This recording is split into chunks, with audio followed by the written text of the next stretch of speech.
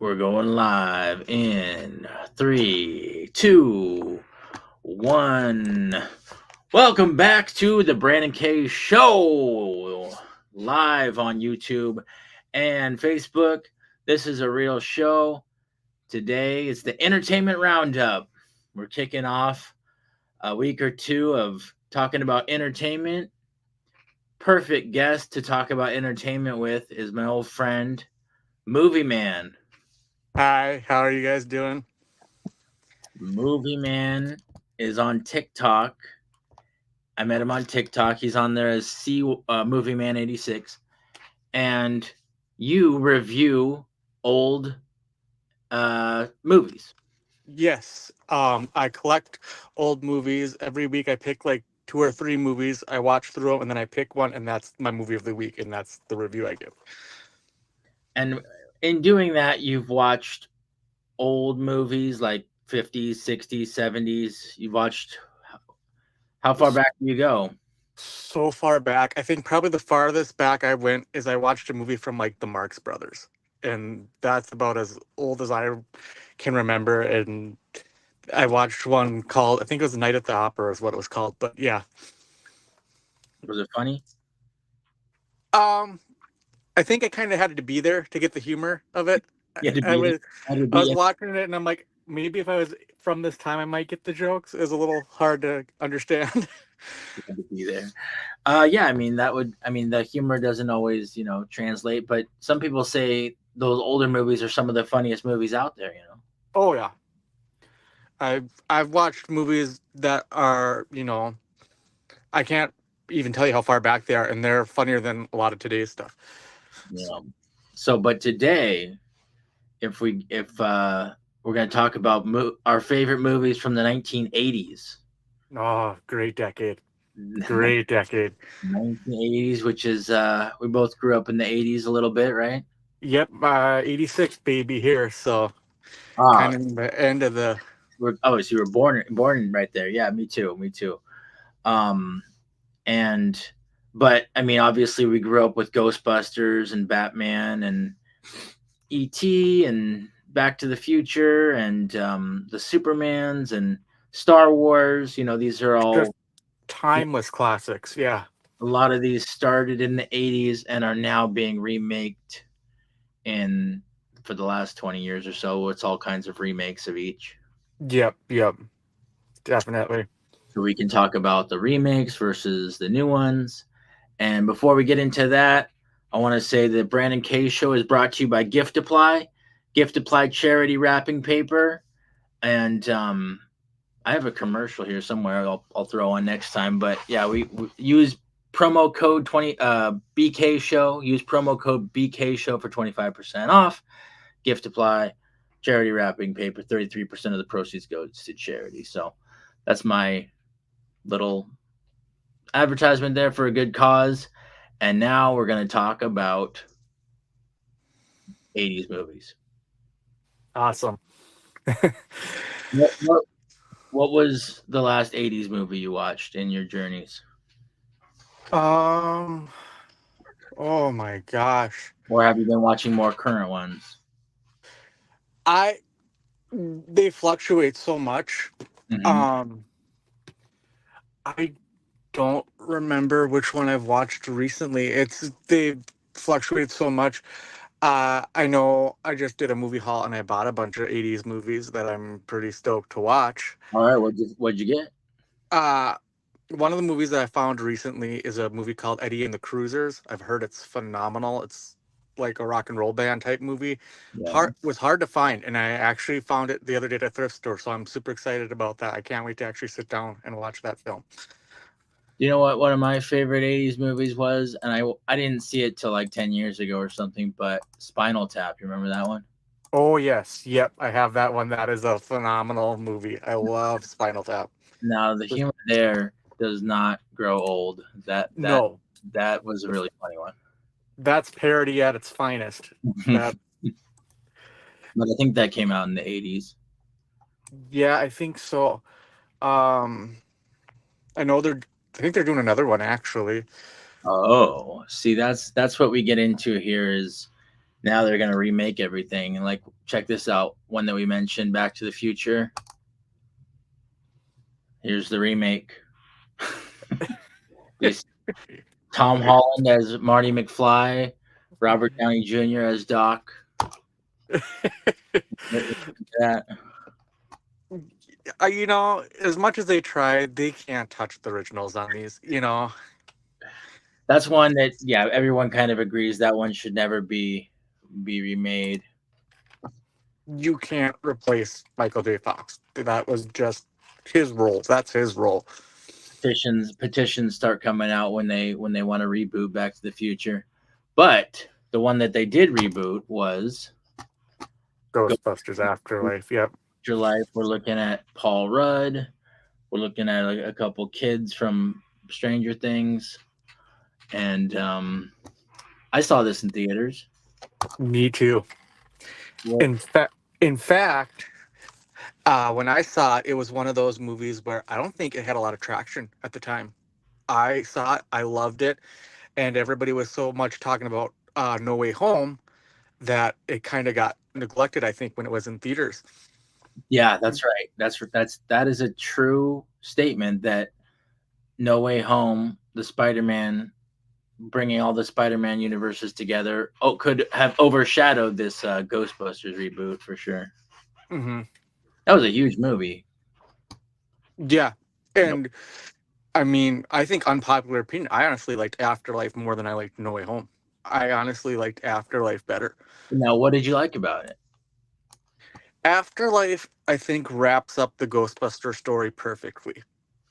It brings in a new set of characters, but it also pays homage to Harold Ramis, which was phenomenal in the series, and a definite love letter to him. And spoiler alert, they kind of like come back as ghosts. In a way, yep, yep. So that was interesting to how they brought back who they bring back. They brought back Harold Ramis as a ghost, and then some of these other guys were in there They, as and helping. yep. They reunite them again. Yep. So there he is. Harold Ramis is over on the left. He passed away, and then Bill Murray and who's this other guy? Bill Murray, Dan Aykroyd, And and uh, Ernie Hudson. were they all at the end of Afterlife? They all come back and rephrase their roles as Ghostbusters. Yes. Okay, so it's a magical moment. For me, that movie was a little slow. I mean, it had some humor. I liked Paul Rudd. I liked the fun in the store with the marshmallows and kind of the ghost chasing and stuff. But it was a lot. It was very character driven. So you're like learning about like this kid and who knows like who's the divorce with his parents or whatever. But it was a little slow for me. Hmm. But I mean, a lot of people liked it. I think I got into it, towards the middle or something, but it had a slow start, I believe. I definitely think the middle and the ending is a strong point. I definitely think the beginning's a little bit of a slow burn, excuse me. And but I definitely think it pays off in the end where Harold Ramis and Uh, yeah, yeah. So then you had, well, I'd have to pull it up, but you had the 2014 or 15 remake. Did you ever see that one? I unfortunately did. Yeah. It was not good. Um it was one of those where I saw it in theaters and I didn't mind it, but then I ended up buying the Blu-ray or DVD, whatever, and it's sat on my shelf. I haven't watched it since. It was like a one quick watch, and then I was kind of done with it. What do you think? You think they were trying too hard, or what do you? They missed the magic of the first one. Why do you think it didn't go well? I think it was a movie that they're trying to spread a message, and the message failed.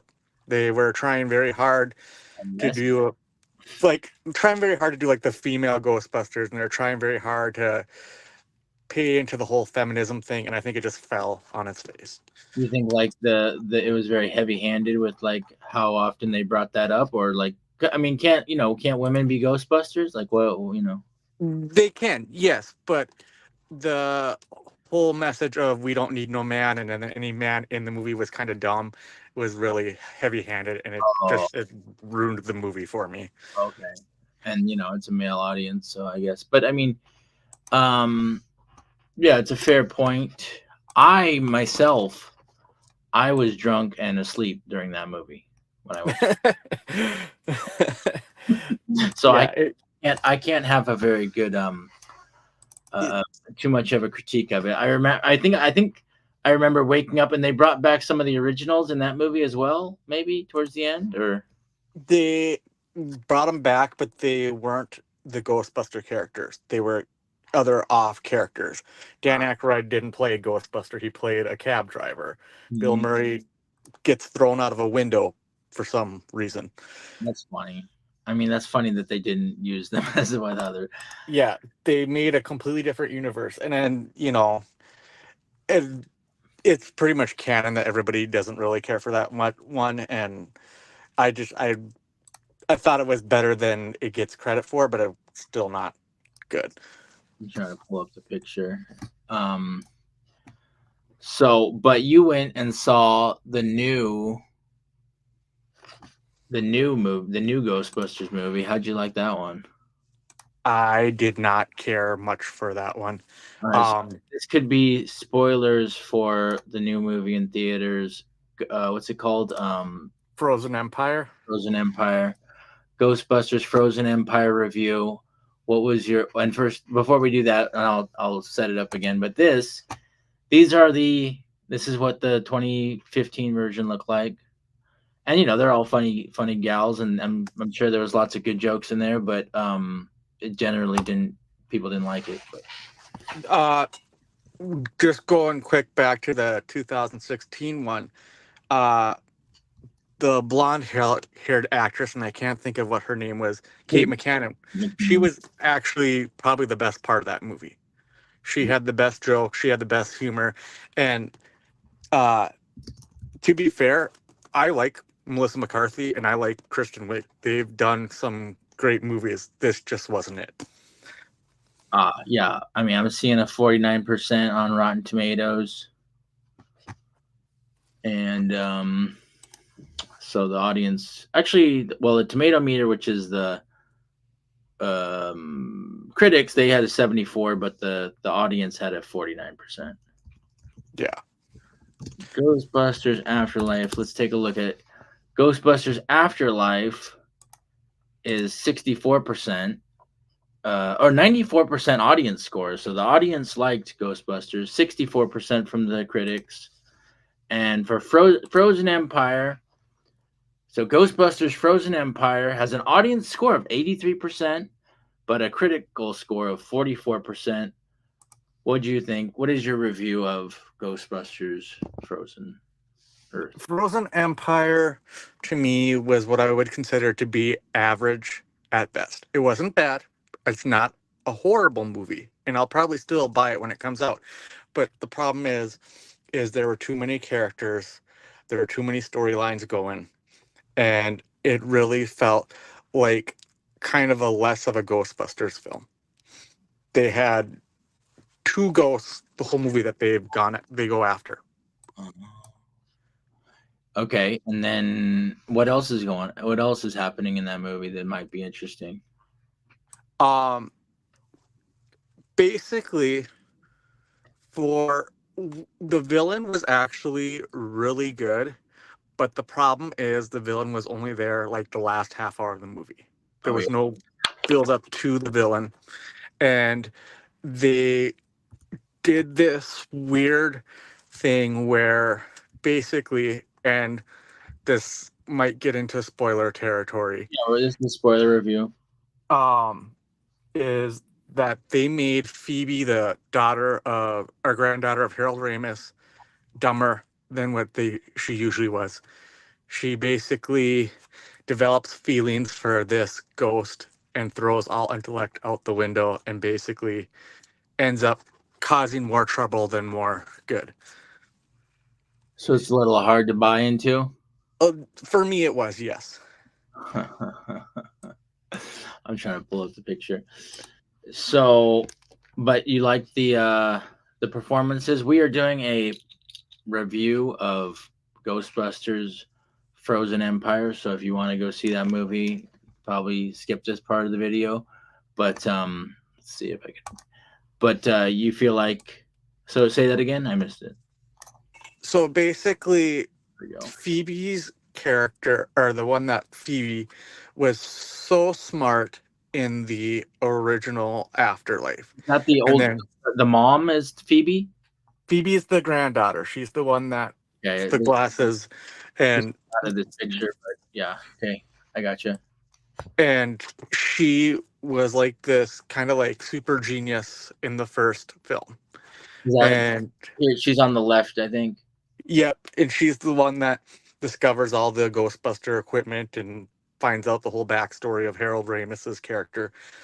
And and then in this one, she is like this angsty teenager, and she Develops a little crush on a ghost. basically, yep, she develops kind of like this attachment crush to a ghost. They don't really come out and say it, but she gets to the point where she would rather be a spirit and be with this ghost than be with her family. So The there's ghost feelings does it there. take a physical form?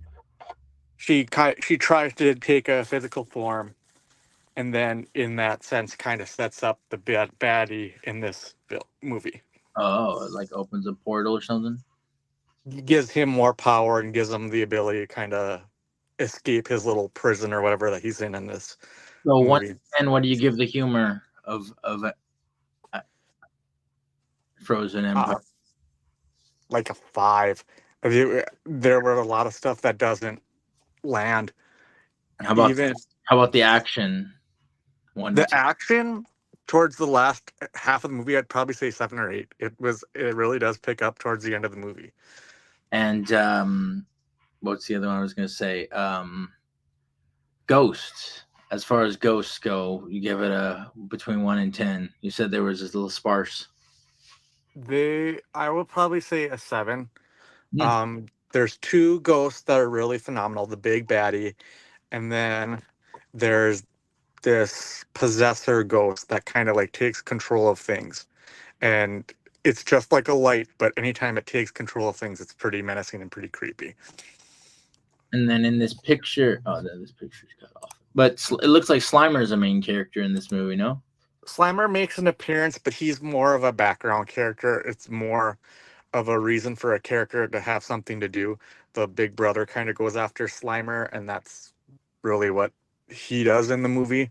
Oh, I'm seeing the Indian guy from Eternals is in there. To be honest, one of the main reasons I didn't enjoy this movie, well, he was actually a funny character. His character was actually good, but the reason I didn't enjoy this character is because the side characters have more action than the actual Ghostbusters do. Mm-hmm. Mm-hmm.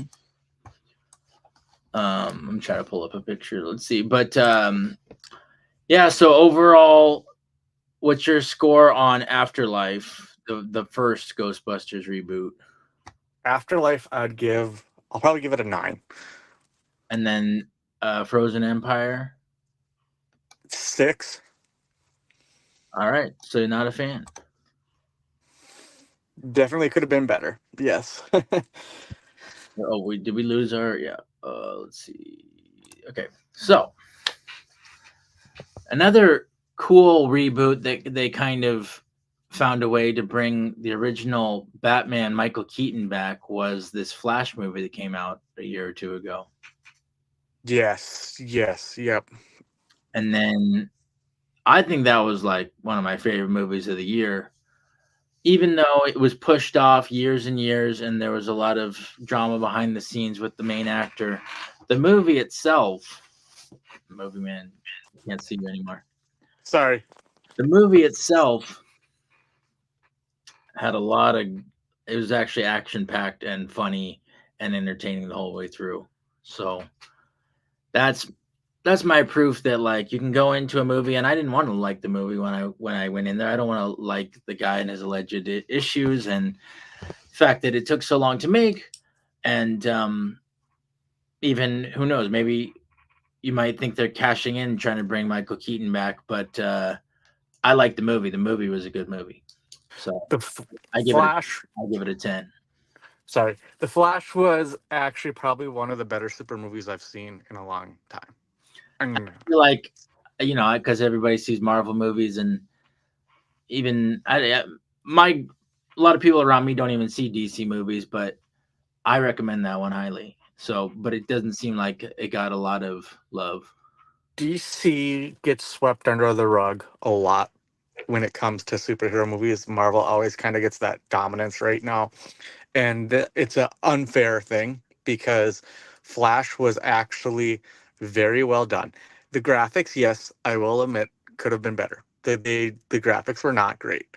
But overall, I feel The Flash was Keaton's third Batman movie. It was the Batman movie that we did not get. I mean, yeah, he came back as like an alternate version, and there was a lot of reality jumping. But I mean, it was in the same year as Multiverse of Madness, and I think even they did it better. The Flash. Yeah. And the thing is, The Flash looked at alternate realities. The Flash looked, there was a hint that Nick Cage was going to be Superman at one point. So they did a homage to that. They had all these different alternate realities, and The Flash did it wonderfully. Yeah, and but yeah, there was even during, yeah, I guess there were parts where there was the CG was hard to believe, but that happened. But I mean, that's what you go to the movies for. You suspend your belief. And you disbelief, yeah. So that was so so what are you but you wanted to talk about, yeah, your one of your favorite movies from the 80s was the original 1889 Batman with Michael. Yes. Michael Keaton will always be my favorite Batman. He just brings something to the character that I don't think anyone has really touched since then. And the 89 Batman, you get Jack Nicholson's Joker, one of probably the best takes on the Joker. And I'm including Heath Ledger into this, with Dark Knight and stuff, but he was the original like Joker, and he was hard to beat. All right, so I'm going to give you all the Batmans since Michael Keaton, and I want you to rank them. Okay. So is Michael Keaton number one? Michael Keaton will always be number one, yes. All right, then Val Kilmer. Val Kilmer, I'm gonna do probably 5. George Clooney. George Clooney gets a 10. George Clooney wasn't good. Christian Bale. Christian Bale will be number 2. And then we got Robert Pattinson. Robert Pattinson, I would give 4. Okay, and then I don't know if we missed one, but you don't have a 3. Ben Affleck, I think, was the other Ben one. Affleck, yeah, is he your 3? Yeah, he's probably my 3rd. He's pretty good. I think he did better than people give him credit for. Did you like Batman versus Superman? I actually rather enjoyed that film. There's a lot Mhm. of people that didn't like it. Um, yeah, the Martha scene was dumb, but I actually thought I really liked Lex's plan, and I really liked. There's a scene where he's standing up on the roof and he's with Lois Lane, and he says that like you're gonna go to her dark versus night, Bat son of Gotham versus whatever he says. But yeah, I thought he was a decent Lex Luthor. I think people are a little hard on him. So I can break some of this down, which is the Man of Steel. It was a very I didn't like Man of Steel to Mm.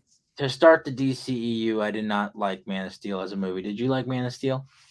I didn't mind Man of Steel. I actually thought it was pretty decent. But one of my criticisms with Man of Steel is how destructive that last scene was where he's blowing through all the buildings and then he kills Zod at the end, which is not Superman like at all, but basically destroys. Um, but then they show it in Batman versus Superman. They show that Batman is upset that he destroyed all his buildings, which was kind of cool. Yes. Yep. And that creates the conflict.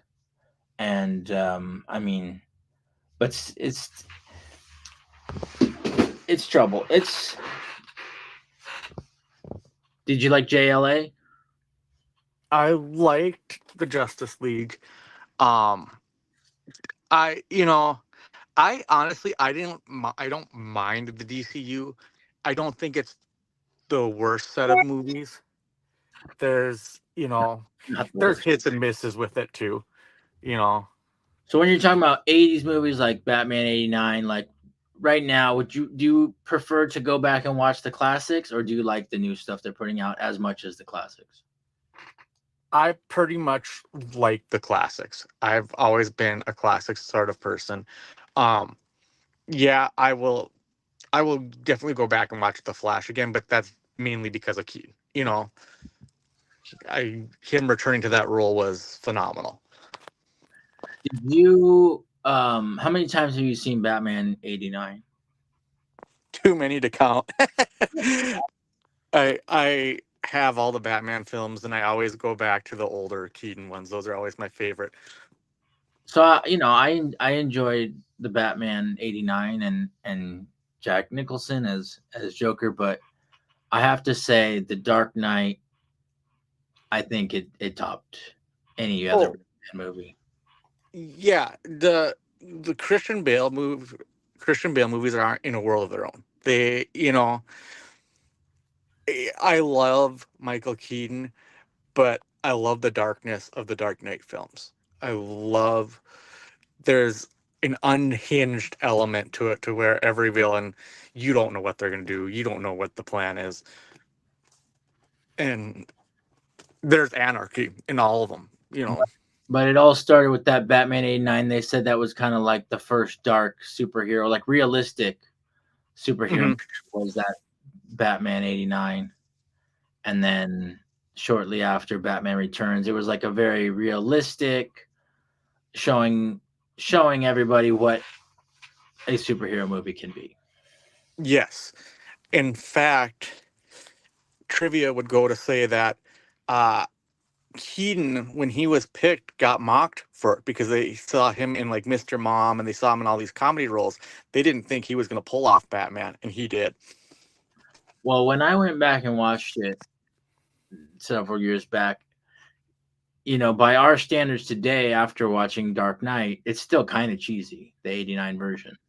Well, yeah, different times, what might have been serious then is probably not as serious Or by just, today's or it's standards. not as dark. It's not as dark as The Crow, or it's not like as dark as Batman Returns. Like it seemed like there was like jokes and unbelievable elements, and I haven't watched it in a couple years, but I remember thinking like, oh, this isn't.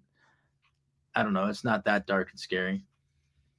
I I think, like, looking at the demographic, maybe at the time it might have been a little dark for them. Like, if you're a kid maybe watching it, the Joker was kind of sinister, you know, Batman. He was as a kid, I was afraid of him, but I'm saying going back and looking, he's kind of seems kind of silly, Well, yeah, yep, yep, but in a fun way. Like he's fun. He's having a blast in that role. yeah. And I kind of almost think it reflects a little bit on like the animated series of a Joker who is trying to be comical but yet sinister at the same time. Right, right. Yeah, yeah. I mean, I laugh at Dark Knight, but I mean, it is kind of like more twisted. But it, for the cartoon and for Jack Nicholson, it's kind of like more silly and fun. And he's Hmm. he's got his gun that says "bang." And Hmm.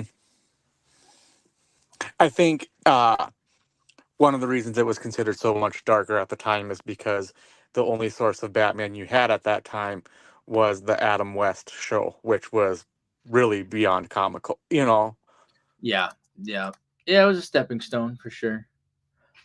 It's a stepping stone to um, yeah. But there aren't very many other '80s superhero movies. But I asked you your favorite movies in general, and we had this one. Ferris Bueller is one of those movies I could watch over and over again. That's like a go-to feel-good movie for me. Is it a comedy? It definitely a comedy, teen comedy.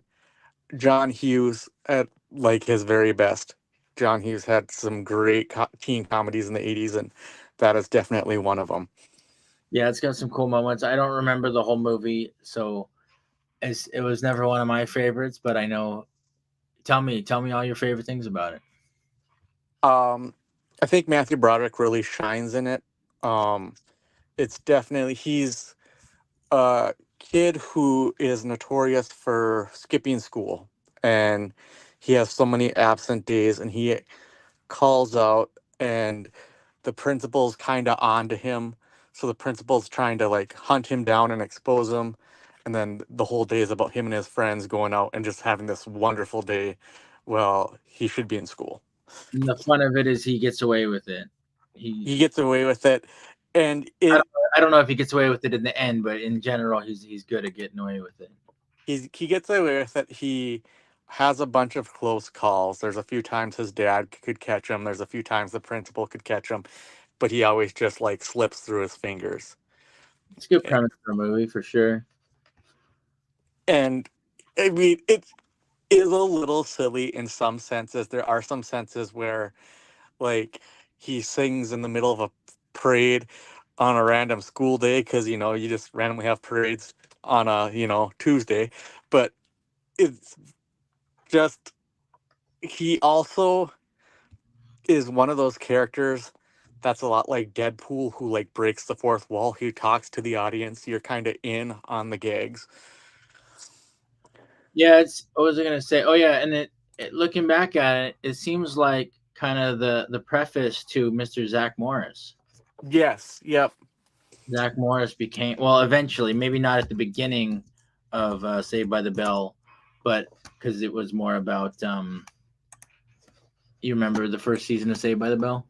Yes. It was about Miss Bliss, the teacher, and then it kind of. Yeah, it was more like just about their class and everything. But eventually, Zach Morris became kind of like the Ferris Bueller of Bayside High. Yeah, he's kind of like the Ferris Bueller of the '90s. He always had some tricks up his sleeve, and always, confusing Mr. Belding. Yep. Do you remember when Zach Morris was ditching school and he made a bet with Slater that he couldn't ditch every class, but then like That he kept like giving Mr. Belding or Screech kept giving Mr. Belding candy like with bugs like, always making him throw up. Yeah, and yeah. then he would get sick and then Zach would get away with another class he could ditch. That's actually one of my favorite episodes of that show. There's a line in that where Mr. Belding enters the classroom and Zach is sitting there and he says something about like, "Oh, I'm so happy to see you here, Zach." And he goes, "That's easy for you to say. They pay you to be here." And he smiles at Mr. Belding. It's just a in-cheek joke. Oh, it's such a funny show. It, I used to watch those all the time. That is definitely a classic. Yep. I'm trying to pull up pictures, but it's harder than it seems. Like I'll save them and then they won't be the right version to save. But let's see. I'm gonna pull up one more. Thanks for watching. I see one person watching. You can ask us a question at any time. Let's see. I was gonna pull up.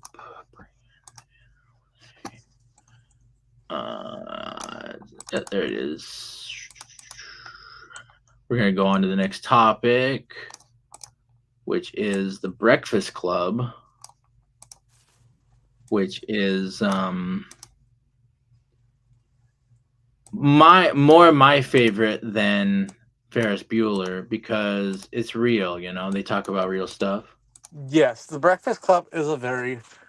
It still has its comical elements, but it's really more of a drama. It's really got more dramatic elements to it. And so they're all just really great characters you can relate to. Hmm. And I can't pull it up, but everyone knows Breakfast Club. let's see. So what do you like about that one?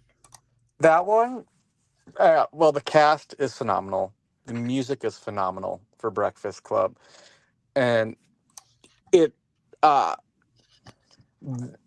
it just has a raw emotion to it. There's times where you're watching these characters and you believe every word they say. You could believe this is someone in your high school class. You could believe this is someone in your class because the things that they are dealing with are normal everyday things. Yeah, I'm trying to pull it up. It'd be really cool if I could. Let's see here. I'm getting, I'm just learning this program. No, it's not gonna work.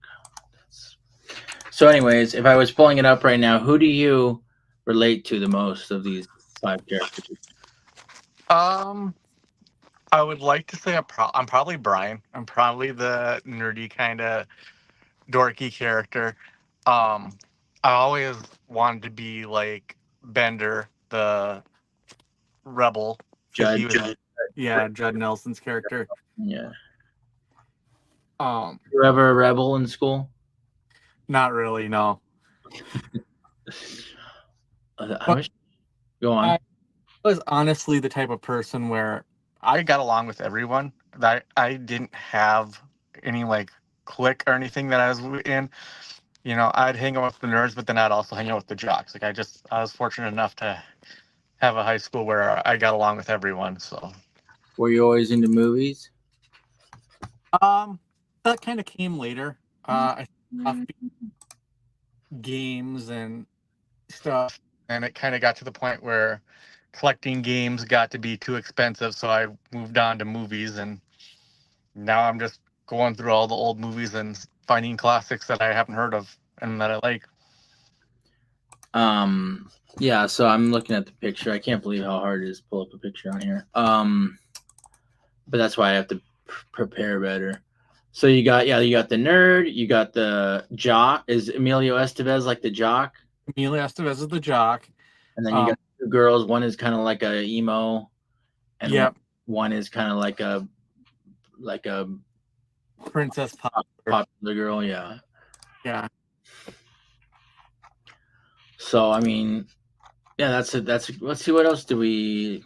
I'm trying to pull up all these pictures, but we hit on Ghostbusters, we hit on Batman, we hit on Breakfast Club, we hit on, oh yeah, Back to the Future. Let's do Back to the Future again.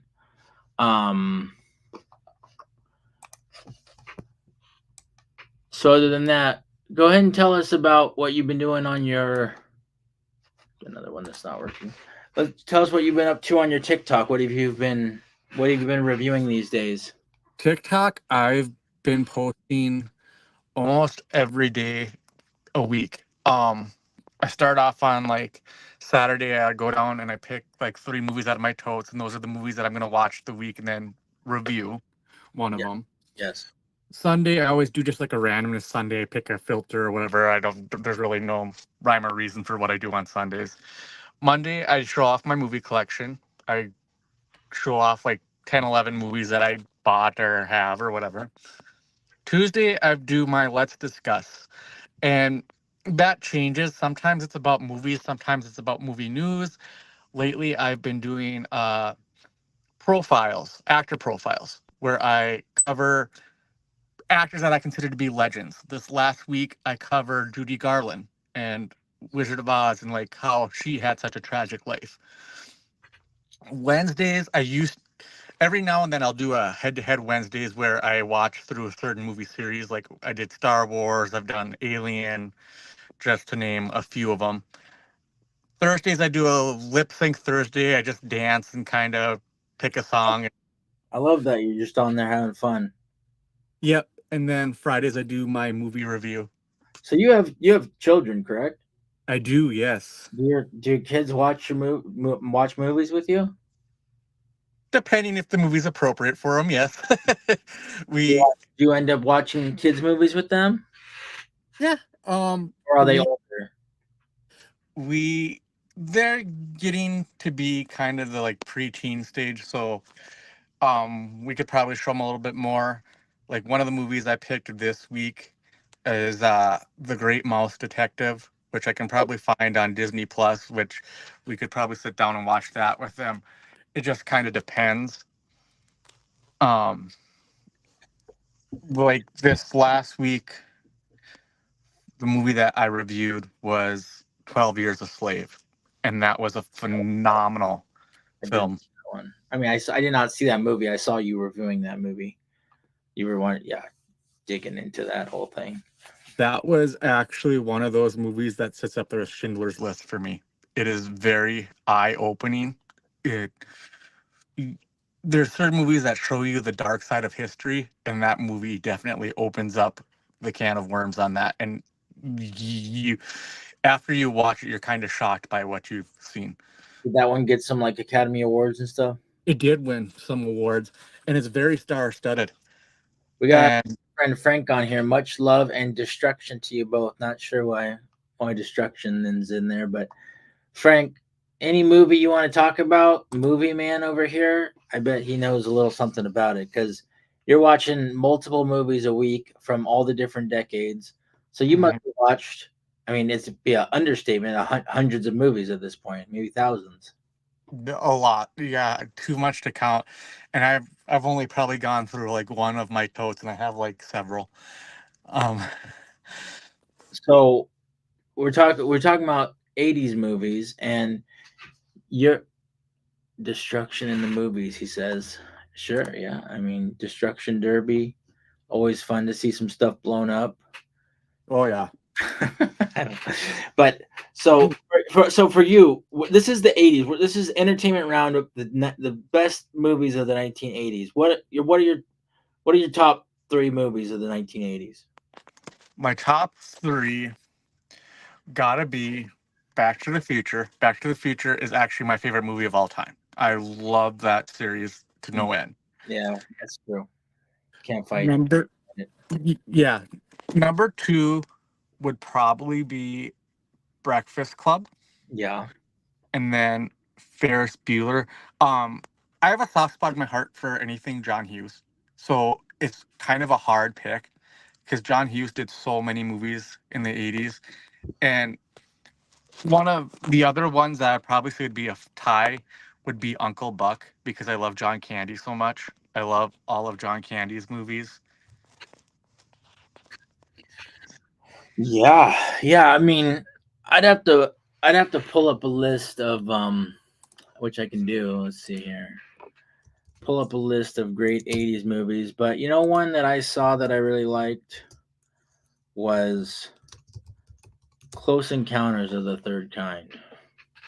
That one is on my list. I own it. I need to actually watch it yet. It's still on my list, but I've heard great things.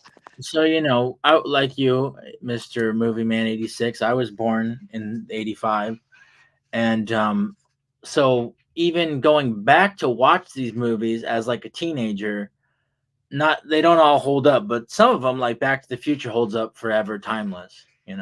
Oh, Empire Strikes Back, timeless. Jedi, timeless. I mean, even I'm looking at a list here. Full Metal Jacket, timeless. mhm. What was the other one I said? You got your ETs, you got your Naked Guns, you got your Scarface. You got some, you got timeless. What movies that are so perfect that it doesn't matter what decade they were made in. There are timeless movies everywhere. '80s had a handful of them. Half of the movies that I enjoy are timeless classics from the '80s. You have like your Top Gun. That doesn't get old. You have your Footloose, your, you know, Labyrinth. Dirty Dance. Yes, Labyrinth. Roger Um, Rabbit is like one that has never been touched. yep.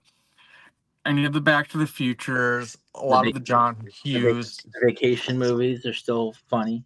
Yes, yep. You ain't gonna be able to touch the Christmas Vacation. You ain't gonna find a movie that hits as hard as that one. Um, So a lot of people see the '80s as the golden age of cinema. yes, yep, because '80s went hand in hand with everything. Um, entertainment was so wrapped together in the 80s that not only did you have your movies, but you had your music that tied in. You had your TV shows that tied in. Everything tied in so perfectly to each other. Um, I was watching a special the other day where they talked about how Cyndi Lauper had a big hand in the first like WrestleManias that came out in the 80s. Like everything had a hand in everything. Yeah, even like for Dick Tracy, like Madonna was like one of the stars of the movie. Yep. That Yep. might have been like 90, but I mean, it was the same kind of era. And you know, 80s, and I've noticed this going back and rewatching the 80s movies, 80s have a feel to them that doesn't matter what movie you tell it's an 80s movies just by watching it, just the feel of the film. So Frank here, and Frank, I'd like to ask you your favorite '80s movie, but he says CEOTTK is awesome. I don't know. Do you know what he means? You not off the top of my head, no. Try again, Frank. But we want to hear some of your favorite movies, Frank, because we're going to be on here another 10 minutes or so. So I know you like movies, and you So, probably got some of your favorites. well, actually, thinking back to it, I think I thought of the last 80s movie I did watch, and that I was, I got it. I got it. I got it. He did his acronym there. Close oh, Encounter yeah. of the Third Kind. Yes, I want to watch that one again. That one was really cool. The last 80s movie I remember actually watching was Valley Girl, and it had Nick Cage in, and that was actually really good. I've actually come to respect Nick Cage as an actor because he actually does some pretty decent films. Yeah, yeah. I mean, he's a good actor. He makes a lot of movies, and he's wild, but he's a good actor. That's for sure. I was gonna say, oh, here we go. Frank likes Shadow of the Fog by Woody Allen. You know that one? I've heard of Woody Allen. I don't know if I've heard of that particular title, So I was gonna but say, movie man, while you're here, a lot of these movies, in this episode we talked about Ghostbusters being remade. We talked about Star Wars being remade. Like, do you think that? Do you like when '80s movies are remade? not really. Um, I kind of think a lot of things should be left alone. I'm the type of person where even Afterlife or some of these Ghostbuster ones that I've seen, the magic doesn't feel like it's there anymore. It feels like these actors are coming in for a paycheck almost. I got Bill a Murray. I got a list of bad remakes here. I can go down the list. So I wanted to also say that Gremlins is a timeless classic. Oh, yep. Now, Yep. here's a list of movies that have been remade from the '80s: A Nightmare on Elm Street, Yeah. RoboCop. Yeah. You're gonna like be disgusted by each one as I go down the list. I don't believe they made a good RoboCop remake. You got Fame, Big Trouble in China, Highlander, Endless Love. More importantly, The Karate Kid had a remake. Friday the 13th had a remake. Evil Dead had a remake, and Total Recall. The Fog, Footloose, The Thing had a prequel. And a lot of this stuff they try, like Footloose, and they fail miserably. Exactly. Um, you mentioned the Nightmare on Elm Street remake, and I watched that one recently. And to be honest, they in the 80s they didn't have a lot to do graphics and effect wise, and that one was way better than the remake. They have computer technology, and Oh, the which one? 80s were Which one did? Nightmare on Elm Street. Oh, so you liked it? The Yeah, I liked the Nightmare on Elm Street one as well myself. it wasn't bad, but the graphic wise, the 80s one blew it out of the water. Oh, I Yeah. get what you're saying. I hear what you're saying. What I liked about that movie was they addressed that he was. This is a bad thing to talk about. That he was like doing bad stuff to the kids. Like they kind of made it. Yeah. They made it darker in a way. They gave him a creepier element. Yes, they did. Um, no, 80s movies. I mean I'll say it on my show here. This is like they said he was like the school pedophile who like is coming back from the dead. Yep, yep, yep. I knew where you were going with that. Yep. He was creepy in that. Yes. Uh, it's just I tend to think that we have gotten so heavy-handed with reboots and remakes that we need to take a step back and be more creative again in Hollywood. I feel like we're relying too much on old material for movies anymore and TV shows.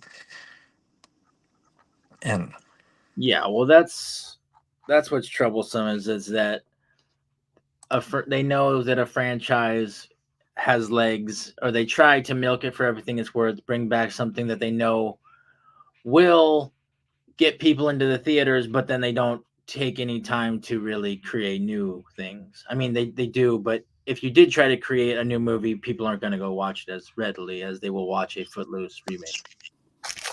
yeah, they just announced recently that they're redoing Scary Movie, I guess. And I was like, why? We By the time we got done with the scary movies, they weren't funny anymore. Yeah, I mean, and it's almost like Scary Movie that was 20 years ago, and it was a parody to begin with. Like if they go and tap into that, they're not. I don't know if they're really ruining anything. Or like same with Scream. Like it's interesting to me that they're on like Scream 6 at this point, Yeah, I think they're doing the seventh one now. and And it seems like they're a big hit. I honestly, I like Jenna Ortega, and I like the two newer Screams. I didn't care for number 5 as much, but I did really like number 6. I thought, Here's what I don't understand. Okay, so I saw Scream 1 and I saw Scream 2, and the Scream 2 was like the copycat killers.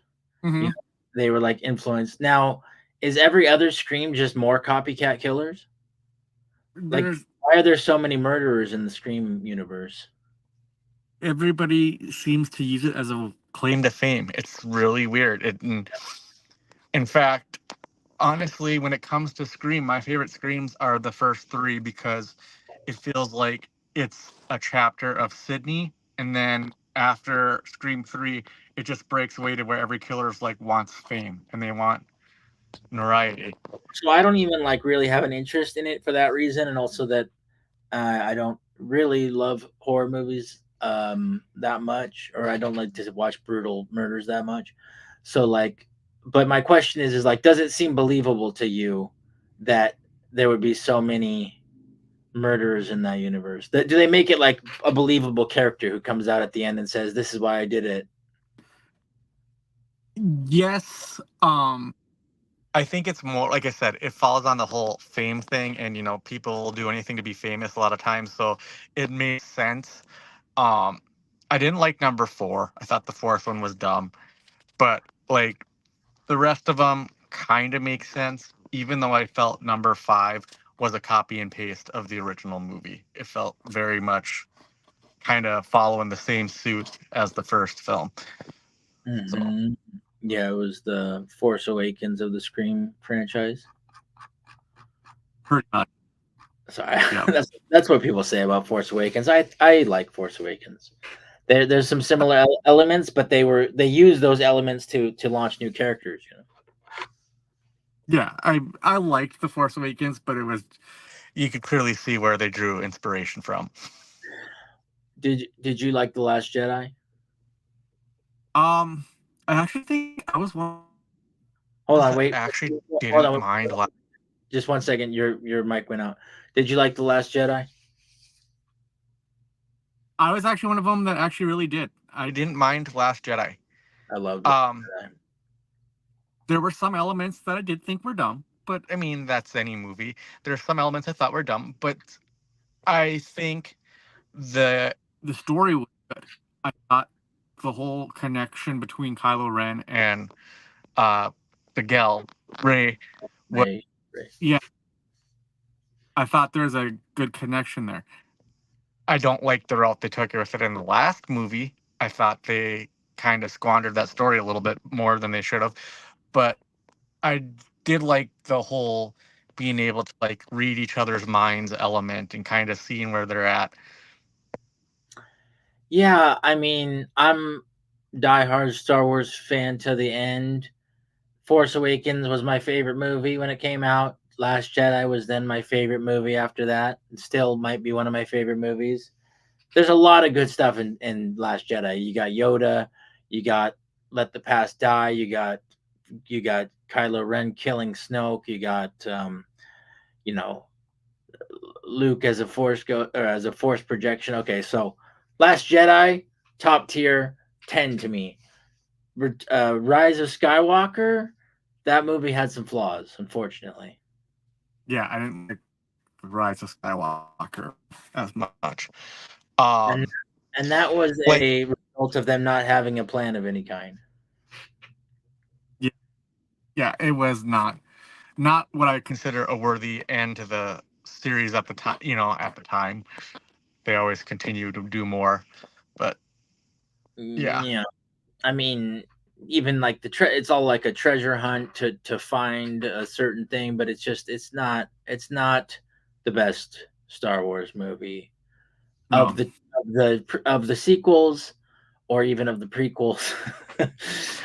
The Rise of Skywalker had some major flaws in my opinion. hmm and Star Wars was actually one of those series that I didn't watch till I was like an adult, so I had a lot of it spoiled for me before I went into the series. But I have so much more respect for it after watching them. I, you I know, also don't, I'm gonna just complain about Rise of Skywalker more.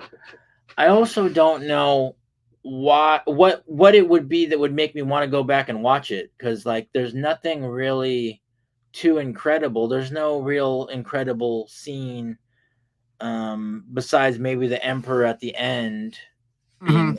being back from the dead, but like there's not really any great moments that I can recall. And I think that's what ruined it for me is the fact that you bring back the Emperor and he's so side character. Like it would like the Emperor is such a force in the original movies that it felt like he was not being utilized enough. Yeah, I mean they wanted to go darker with him, but he was just there at the end and gets defeated. So I mean he doesn't really say anything too amazing. I like great quotes that I like the battle of the good and the evil and learning life lessons, and they had life lessons in the Last Jedi. Oh yeah, for sure.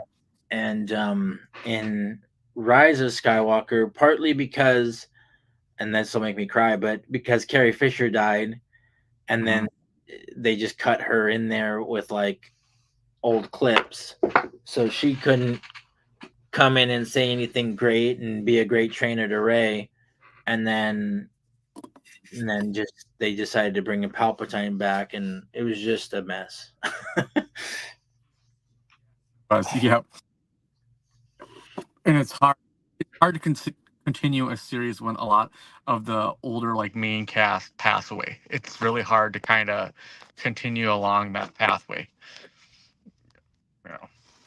Yeah, I mean they could have kept that one in the chamber for a little longer and come up with something better. Actually, they did have potentially a better script that they threw out.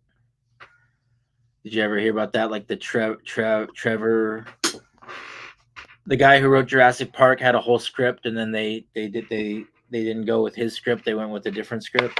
They brought in J.J. Abrams instead. Okay. Wow. Travanow, or what was his name? Travanow. Anyways, there was a lot of weirdness on that movie if you go into the history of it. Yeah. In fact, a few weeks ago, my dad even said that they were watching the old Star Wars on TV, and he goes, "Those still hold up." I'm like, "Yeah, yeah, the original films still hold up by today's standards." I will say that for any sequel haters out there, Star Wars sequel haters, don't judge them all on that last movie. Those Force Awakens and Last Jedi are still good movies. Yeah. Yep. They're good characters. I'm glad they introduced the characters, and they can now go into different areas with those characters. But Rise of Skywalker was a bit of a miss. Yeah, for sure. So, this is a question I asked of people in 2012. I went around Comic Con and I said, what remake most ruined your childhood favorites? What make? Wow. Well.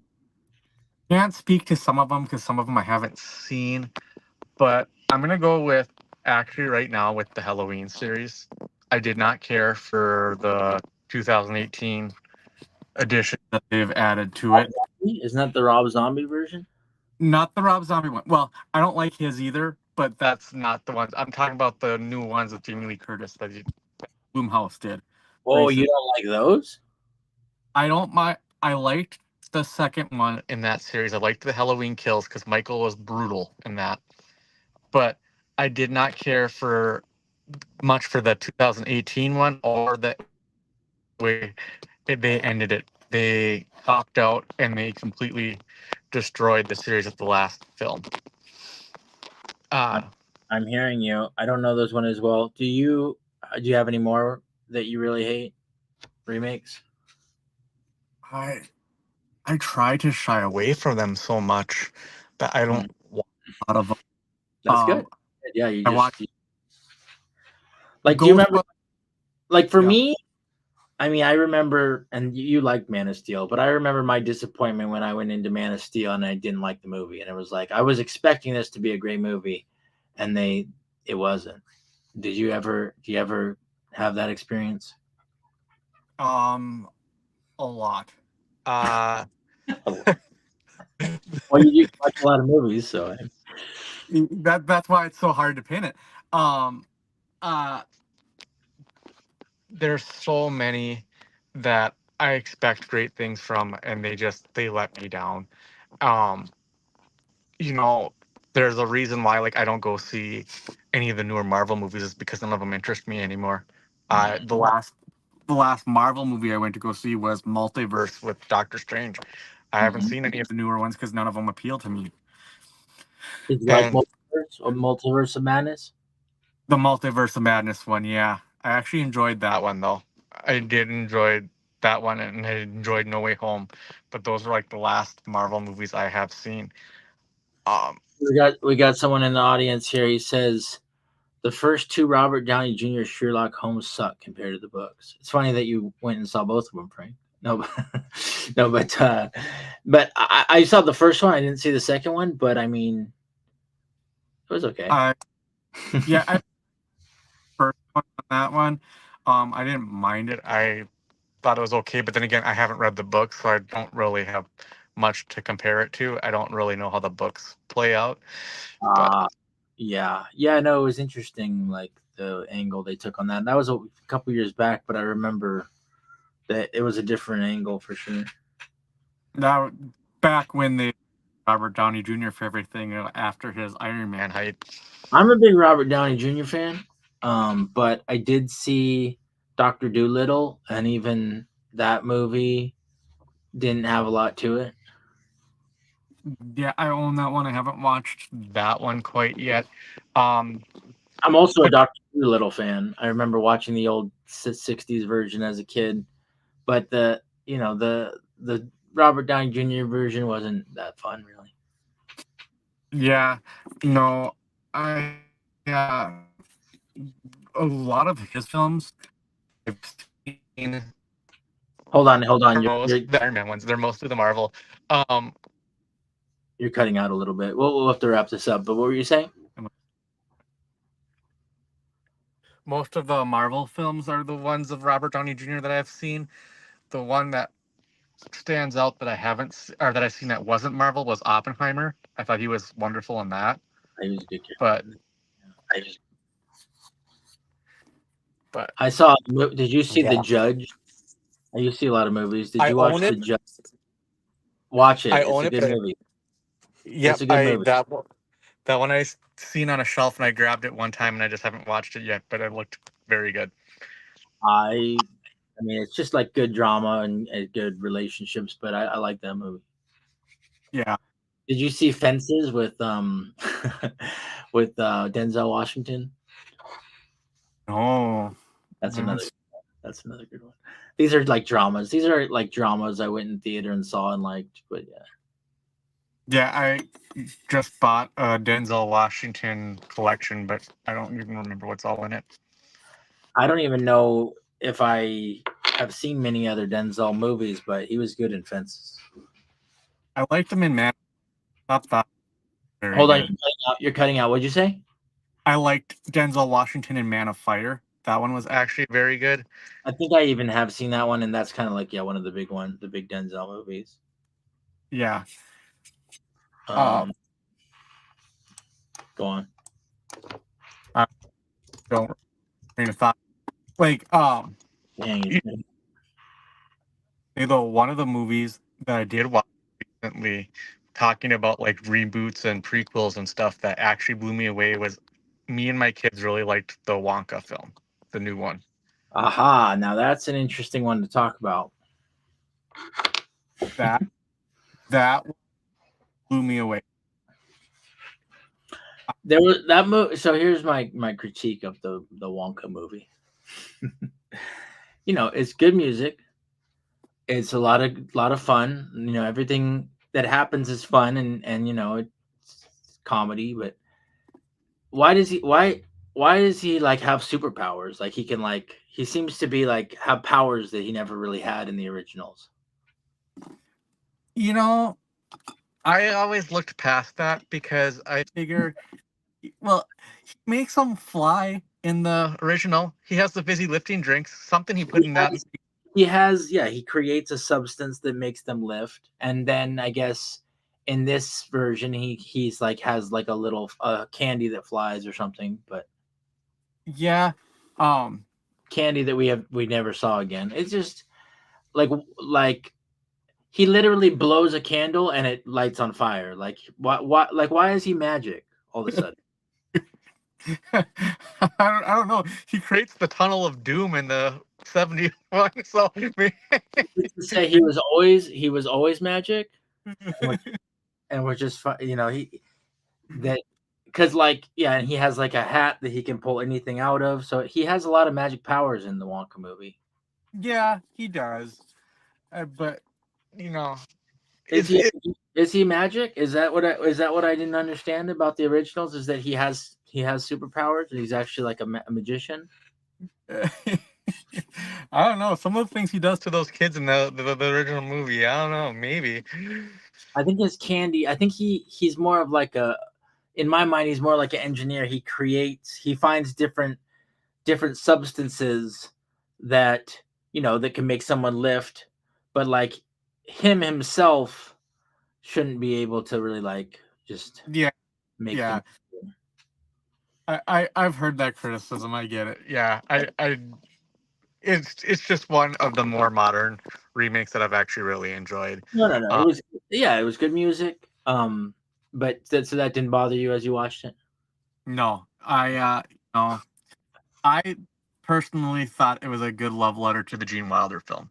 It had a lot of details, a lot of Easter eggs that called back to the original movie, and that is a personal childhood favorite of mine. I still watch that one a lot to this day, so it just kind of fits.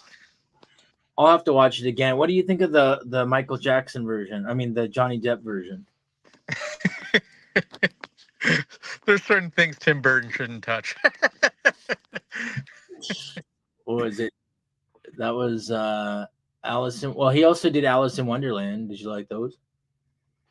I've seen bits and pieces of the first one. I have them. I just haven't watched them. Uh, did he do Lone Ranger? Because I was watched that one a while back, and I really enjoyed. Johnny Depp is in Lone Ranger. I don't know about Tim Burton. Burton was tied.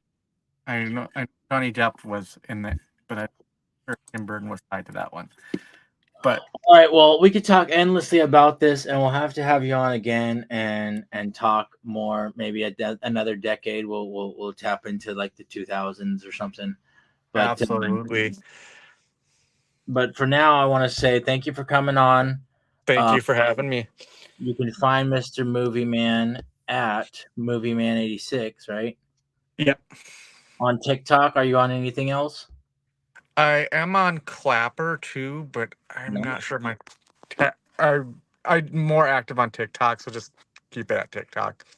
So all you TikTokers out there, go and follow Movie Man 86. You're making, almost every day you're reviewing a movie. A lot of them are just random, which is cool. Yeah, basically. I have my totes. I number every movie in my tote, and then I pick a number, and then whatever movie corresponds, I usually just watch that week. So So my audience appreciates you, and this will all be up on YouTube. And thank you for joining. Thank you for joining us, my friend. thank you. You have a good one. All right, have a good one, brother. Bye. Oh, now the show is still going. Hold on.